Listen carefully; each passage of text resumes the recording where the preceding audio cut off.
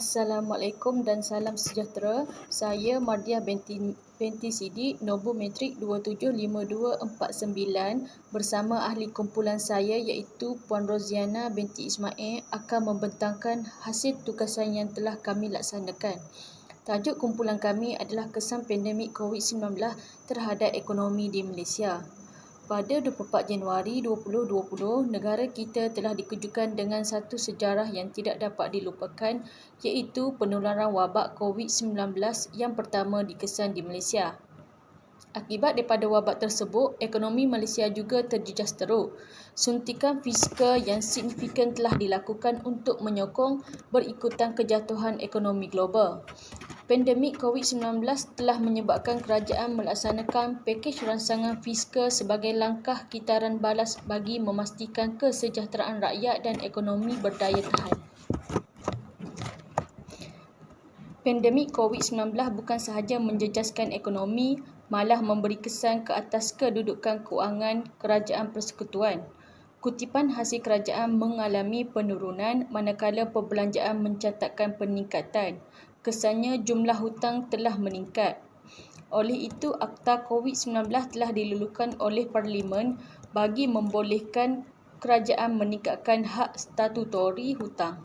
Hak statutori menyediakan ruang fiskal yang diperlukan bagi pengurusan pakej rancangan dan pemulihan ekonomi. Akta ini digubal bagi memberi ruang kepada kerajaan untuk melaksanakan langkah sementara bagi meningkatkan impak pandemik COVID-19.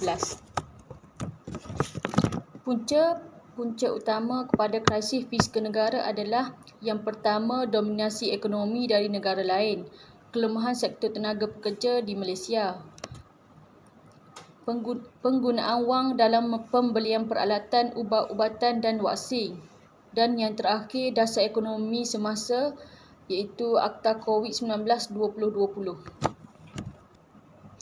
Kesan COVID-19 terhadap ekonomi dalam negara. Pandemik COVID-19 telah mempengaruhi ekonomi Malaysia dengan ketara, menyebabkan penurunan nilai mata wang dan penurunan produk domestik kasar KDNK negara. Ekonomi Malaysia menguncup 5.6% pada tahun 2020. Prestasi terburuk sejak krisis kewangan Asia pada tahun 1998. Kadar pengangguran juga meningkat kepada 4.9% pada Januari 2021 akibat penutupan aktiviti ekonomi dan sosial yang telah dilakukan secara berperingkat. Seterusnya, ahli kumpulan saya, Puan Roziana Ismail, akan meneruskan tugasan ini. Perbincangan ini berkaitan bagaimana krisis fiskal berkait dengan hutang. Dipersilakan Puan Roziana binti Ismail. Bismillahirrahmanirrahim. Assalamualaikum dan salam sejahtera untuk semua ahli kumpulan. Saya Roziana binti Ismail dari kumpulan I Kota Baru memegang nombor matrik 275883. Saya bersama ahli kumpulan saya Mardiah binti Sidik akan membentangkan sebuah presentation yang bertajuk Kesan Keberhutangan. Malaysia telah melaksanakan pelbagai agenda bagi menangani penularan pandemik COVID-19. Bukan sahaja dari segi kesihatan tetapi juga menumpukan kepada rakyat serta ekonomi. Antara pelaksanaan utama dijalankan oleh pihak kerajaan dalam menangani COVID-19 adalah dengan mengambil langkah-langkah seperti yang berikut.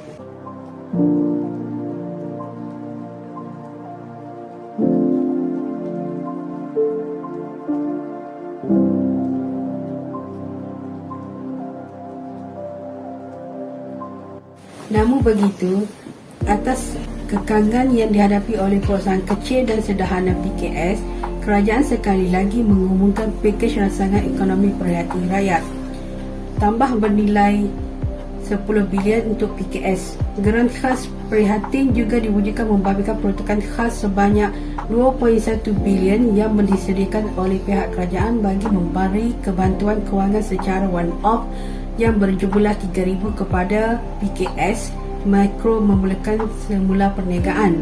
Ianya menyasarkan kepada golongan B40, M40, bekerja dalam pelbagai bidang dan peniaga mikro. Selain daripada itu, IMF menjangkakan unjuran ekonomi keluaran dalam negara kasar KDNK negara akan meningkat sebanyak 7.8% pada tahun hadapan.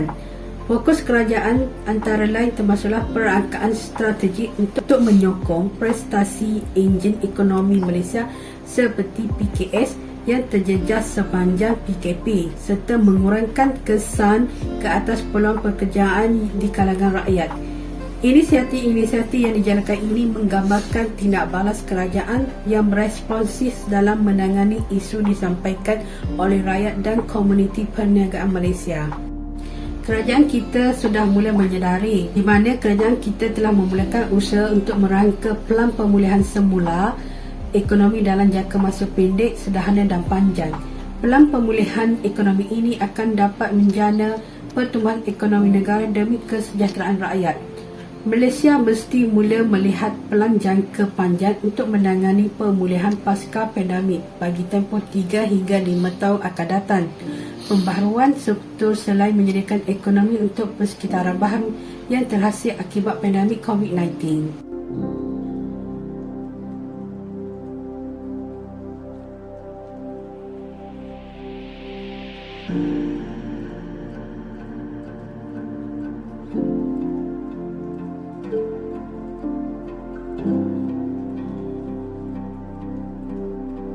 Sebagai kesimpulan, penyebaran virus secara besar-besaran telah mempengaruhi pasaran saham. Dari segi penguasaan MCO dan sekatan perjalanan pula telah mengganggu aktiviti perniagaan di pelbagai sektor, mempengaruhi pendapatan orang dan menyebabkan kekacauan ekonomi negara ini. MCO dikuatkuasakan demi memutuskan rantaian COVID-19 secara tegas dan serius di masyarakat. Pihak kerajaan juga telah menyediakan pakej prihatin yang telah menjadi salah satu inisiatif bermanfaat dan diikuti pula dengan langkah drastik iaitu moratorium 6 bulan yang ditawarkan oleh Bank Negara Malaysia untuk mengurangkan kesan kewangan. Setiap rakyat di Malaysia memainkan peranan besar dalam memastikan masyarakat dan negara bebas dari COVID-19. Sekian presentation saya pada hari ini. Saya sudahi dengan ucapan terima kasih.